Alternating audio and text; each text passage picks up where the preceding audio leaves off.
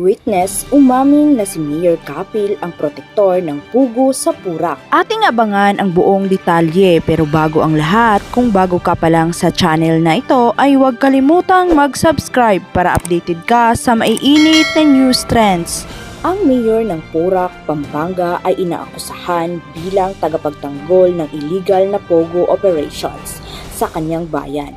Sa kabila ng isang utos mula sa Department of Agrarian Reform noong 2019 na ipamahagi ang lupa sa mga magsasaka, si Mayor Kapil ay inakusahan na kasangkot sa mga illegal na aktibidad ng pugo sa kanyang bayan, kabilang ang pagtanggap ng buwanang payula at pagpatayo ng isang mansyon na nagkakahalaga ng 50 milyong piso. Pinag-uusapan nila ang isang alitang panglupa na may kinalaman sa isang golf course development sa isang 106 ektaryang lupain kung saan 60 ektarya ang ganap na na-develop at 40 ektarya ang nananatiling hindi pa na-develop. May mga legal na utos at apila na nakakaapekto sa proseso ng pagkuha ng lupa.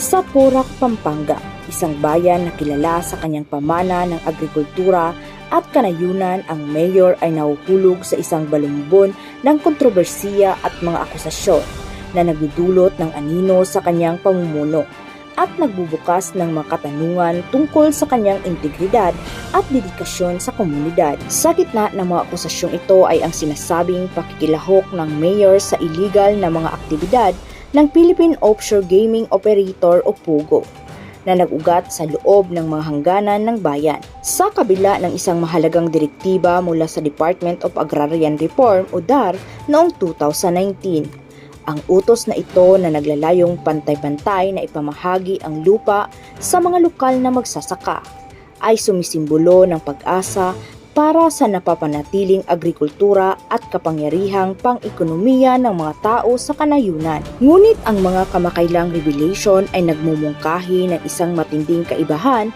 sa ganitong marangal na pananaw na naglalarawan ng isang mayor na sinasabing nagsisilbing panangga para sa mga illegal na operasyon ng pogo na pumipigil sa layunin ng DAR at sumisira sa kapakanan ng komunidad na kanyang ipinangakong pagsisilbihan at protektahan. Ang irony ng isang leader na pinagkakatiwalaan na ipagtanggol ang batas at ipaglaban ang mga karapatan ng mga magsasaka na nasasangkot sa mga aktibidad na salungat sa mga prinsipyong ito ay hindi nakaligtas sa mga tagamasid at mga residente.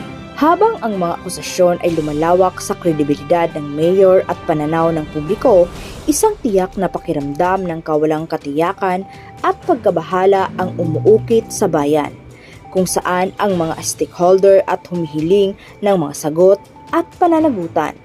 Ang katahimikan ng mayor sa harap ng mga seryosong akusasyong ito ay nagdaragdag lamang sa intriga at nagpapasigla sa mga hinala tungkol sa lawak ng kanyang pakikilahok at pananagutan sa mga sinasabing pagkakamali. Sa likod ng magagandang tanawin ng Purak at mga tradisyon ng agrikultura, ang kasulukuyang kwento na ito ay nagsisilbing matinding paalala na masilan na balanse sa pagitan ng pag-unlad at pagreserba, pamamahala at pananagutan at ang patuloy na pakikibaka upang mapanatili ang mga prinsipyo ng katarungan, transparency at etikal na pamumuno sa harap ng pagsubok.